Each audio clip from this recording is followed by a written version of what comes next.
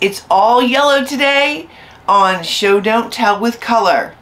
All right, so yellow kind of has two sides. Here's the first side. We'll call it the good side, okay? Yellow is sunny and warm and friendly. Yellow is symbolic of enlightenment and wisdom. Yellow is flowers and the sun. The other side of yellow is cowardliness, envy, and treachery. Yellow is associated with the solar plexus chakra, and that is associated with ego, anger, and aggression. So a lot going on with yellow. There's the yellow brick road, a good thing mostly, but there's also a yellow streak, or you can be called yellow-bellied, which means to be cowardly or to have a cowardly streak. Yellow journalism, you might remember that phrase, is using over-the-top flashy headlines and writing articles that have little to no legitimacy. Gee, I guess some things never change. All right, so now let's talk color descriptors. And I just Googled this, all right? There's amber, bisque, blonde, buff, cream, gold, ivory, lemon, saffron, tawny, and sand. Each of those words that I just read feel different, elicit a different emotion, give you a different feeling.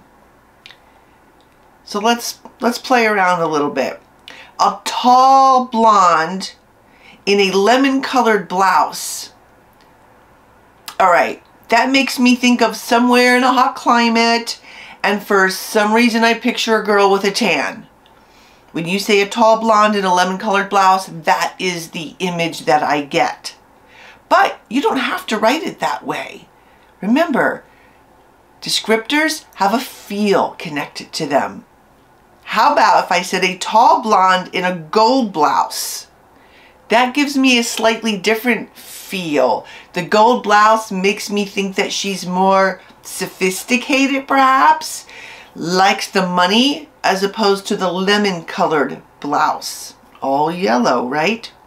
Or a sandy-haired girl in a buff blouse makes me think of a plain-looking girl. Of course, it's all how you write it, how you want to direct and misdirect the reader's focus, their attention. But remember to think of what that color descriptor or shade does for the character or the setting. There's also, and I Googled this as well, about 33 kinds of yellow flowers. There's probably more. I'm not going to name you all 33. I just chose the ones that I think some people would know or be familiar with. All right, there's yellow roses, tulips, marigolds, yarrow, that looks like a weed, right?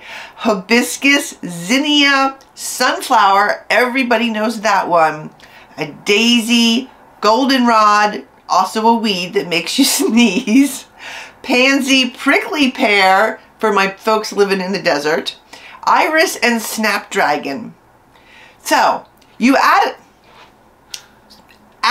a flower name to a color as a descriptor, and then you have even more feels associated with the color.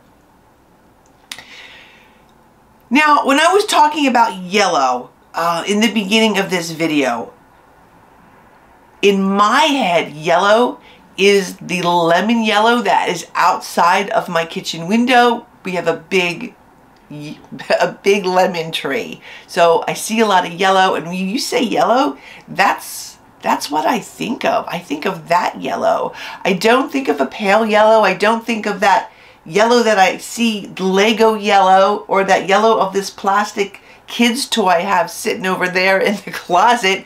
I don't think of those yellows. I think of lemon yellow. So what yellow do you think of? And remember, any of those is going to give you a different feeling. So if you say something like, what does the color feel like? Yellow, if a person, let's say a man gives a woman yellow roses, which is symbolic, and I can't remember of what, I think it might be friendship. Okay, it's definitely not red roses, which is love and passion. But yellow roses is going to have a different vibe than, say, yellow snapdragons or yellow pansies. Okay, so if you're going to say something is yellow rose colored or yellow pansy colored, it will give you a different feel, a different vibe. And that's what you want with great descriptive writing. That's how you show and not tell, with the feels that the color and the color descriptors give you. That's it for this week. I want you to dream in sunflower yellow, because that seems happy and tall and waving in a majestic blue, doesn't it? It's got like nice, sunny, happy vibes. Farm vibes. Pastoral vibes. Create in lemon, because you know writing can be sour sometime. And embrace the gold of your color descriptors. See what I did there? See you next week. And let me know, how have you used lemon? Or did you realize that descriptors are really powerful ways to give your readers the feels, to have them associate a color with a feeling or a vibe or a setting. See you next week. And I don't know which color we'll do.